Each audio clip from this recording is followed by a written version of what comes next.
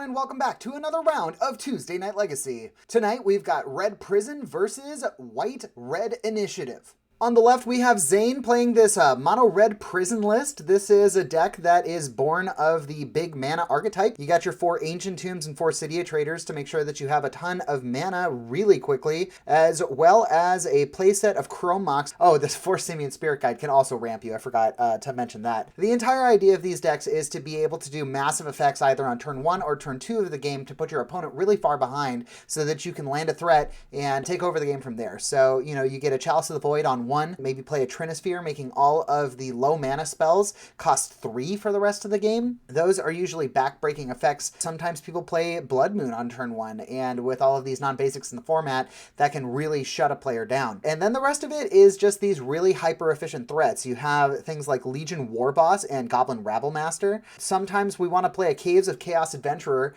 get the initiative going on turn 1. Just really good effect. This deck also runs a little bit of interaction in the form of Fury.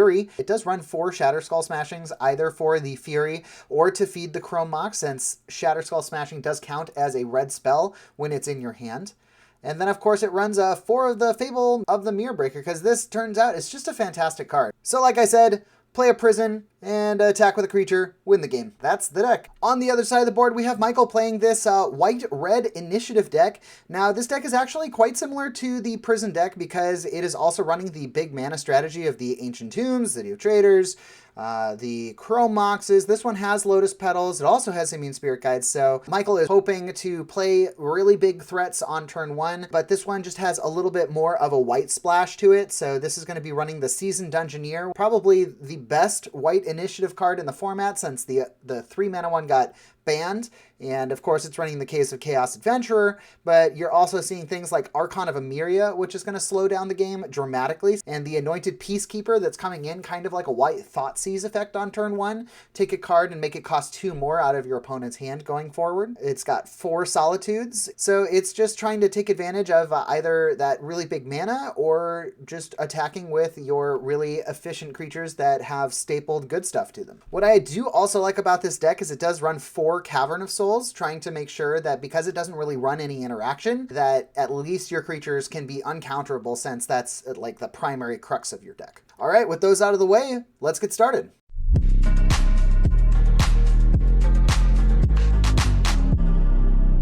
This is from our stream from June 6th, and we were using a camera that had a couple issues. This is where the game basically starts for the commentators as well as us. So we are on, I believe, turn 2 here, and we are seeing a Fury deployed on this Goblin Rabblemaster that came in on turn 2 for Zane. So with all that being said, let's get started. So that Fury is taking out the army in a can that is Goblin Rabblemaster.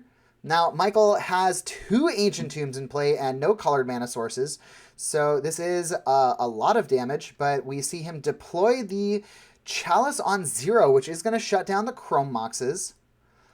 Zane is going for a Laelia? So this is a super sweet cube all-star that also can kind of have a place here in Legacy. It's a haste 2/2. Whenever it attacks, you get to exile a top card of your library, and whenever a card gets exiled from your library, you get a +1/+1 counter on Laelia. So she's constantly growing herself as the attacks happen. You get extra advantage off the top of the library.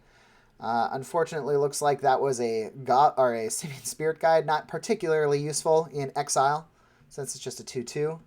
And we're seeing Zane give up that City of Traders for the additional mana ramp and a Caves of Chaos Adventurer, taking the initiative. Whenever it attacks, you also exile the top card of your library. So Laelia is actually going to be getting 2 counters every turn. So that's pretty cool. And Zane's going to get a mana to his hand, since that's the first step of the initiative. The second one is going to be 2 +1/+1 counters on a creature. Crashing in here, getting 2 cards exiled off the top. Exile top card of your library. If you've completed a dungeon, you can cast that. Otherwise, you can play it. So I think Michael just went ahead and conceded with that overwhelming advantage on the stack there. And, you know, conceding doesn't use the stack, so we are on to game 2. Zane had no way to respond to the concede. And Michael's starting off really strong here with a double Lotus Petal into City of Traders for turn, playing the Seasoned Dungeoneer. Now, why this card is so good is not only does it give the initiative, but whenever you attack target attacking cleric, Groga, the whole D&D party set can gain protection from creatures until end of turn, and it explores. The good news is that the Seasoned Dungeoneer itself is in fact a warrior, so it can get those counters as well as the explore and cannot be interacted with creatures, cannot be blocked. So getting to put 2 counters on that Seasoned Dungeoneer. We see it crashing in for 5 damage on turn 2. Also getting that explore. Yeah, so it's gaining protection. I believe this is in attack phase, or Michael might have missed his explore, actually. If he did, or if he didn't, I missed it then. Ooh, a Den of the Bugbear for Zane as his 1 land. So this does come into play untapped and can act like a 3rd set of Goblin Rabblemaster. Becomes a 3/2 when it attacks, create a 1/1 red goblin attacking. But it does cost 4 mana to activate, so it's a lot. We're seeing Zane get to loot his hand a little bit there. I think he discarded a Trinisphere. Now, I'm not 100% certain what the Touch of the Spirit Realm exiled there. Might have been the Goblin. Sorry, just a little bit behind. So, the Fable, the Mirror Breaker, of course, turning into Reflection of Kiki-Jiki. So, any creature that Zane now plays, he can create a copy of it, just like the old Kiki-Jiki. Dead and gone. So, we are goning that creature he doesn't control to owner's hand. Trying to take away at least a little bit of that advantage, not taking 5 damage that turn. But what this does do is it resets the initiative, so Michael can just replay it. Although he chooses not to. He chooses to put the Archon of Emeria into play, slowing Zane down, making it so he can only cast 1 spell a turn, and any non-basic that he plays is going to enter the battlefield tapped, which is actually a pretty big deal since... there's a lot of non-basics in Zane's deck. He's actually only got 3 mountains out of 19 lands. So reading the Seasoned Dungeoneer here, just to make sure he knows what's going on. Zane has no lands in hand, does have a Goblin Rabblemaster, but it's probably... That's an interesting play. If you play the Goblin Rabblemaster, then the next turn you can copy it, and then you can have more goblins attacking, but you're forced to attack with the Goblin Rabblemaster, since Rabblemaster says that all goblins have to attack each turn. Other goblin creatures have to attack each turn of Fable. Ooh, okay, this is pretty good. So we see a Fury pitched while it's on the stack. The goblin or the Kiki-Jiki is going to copy it. So you are going to retain a copy of Fury with haste before the evoke trigger goes off. Getting the initiative, being able to get a land out of the deck. So killing the Archon of Emeria, attacking for 6 damage, getting the initiative, being able to pay 3 mana, and then also play your Goblin Rabblemaster. That was quite the advantage that Zane was able to generate for himself that turn. So we see Michael going for a Chrome Mox here. Also playing his own Fury. Uncounterable. 2 red mana. Yeah, that's going to do it. Ooh, that was a lot of these full advantage here of the back and forth is just so aggressive. I mean, like, getting so much advantage from Zane's turn, so much advantage from that Fury. Just, you gotta love when the synergy works. Or creatures that have their own synergy, just play it, and it's incredible. I love it. Caves of Chaos Adventure coming down. I don't think this is going to be good enough against a Fury. It is going to advance the initiative, making Michael lose 5 life here. But if he attacks with that Fury, then there's going to have to be a block. And we are seeing the Seasoned Dungeoneer redeployed And that final part of the initiative is you get to flip the top 10 cards of the library, put a creature, any creature, doesn't matter the casting cost, put it into play, gains hexproof and 3+1/+1 counters until your next turn. So I think Zane just saw the writing on the wall there. It's like, this is too much. And passes. And we are going to game 3. So Laelia in for 3 damage. On turn 1 here, pitching a Simian Spirit Guide off of a Ancient Tomb, and Michael throws down the Caracas. Laelia, being a legendary creature, the one of Caracas in the deck, just leaves it up, says, yeah, you want to attack? And Zane says, I go to attacks, and Michael just ships it back to his hand. Now this is tough, because it looks like that was his big threat for 3 mana.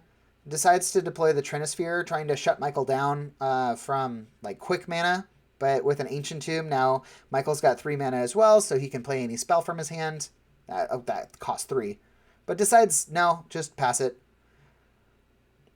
Caves of Chaos Adventurer coming in. Ancient Tomb doing a lot of work. Oh, I forgot to mention that Chalice of the Void on 0 for Zane. So we're seeing Zane gained 5 life there from a Swords to Plowshares at end of turn. Michael should be at 18 here. But at least Zane has the initiative, although Michael is going to take it right back. Taking 6. So we should, down to 14. Michael now has the initiative over Zane. Just taking it back with that Seasoned Dungeoneer, since when it enters the battlefield, you take the initiative. I think Zane's checking his sideboard right now. Got the Laelia, got the Shatter Skull smashing. Shatter Skull doing what? Pay X, divided as you choose. So X is 2 right now, so that's not enough. Drew the Chromox, that hurts. So now X is 3.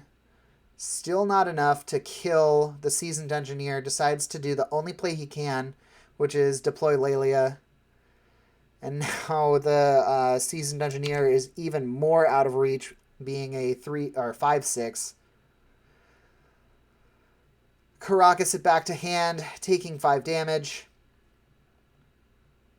Misses the Explore trigger again.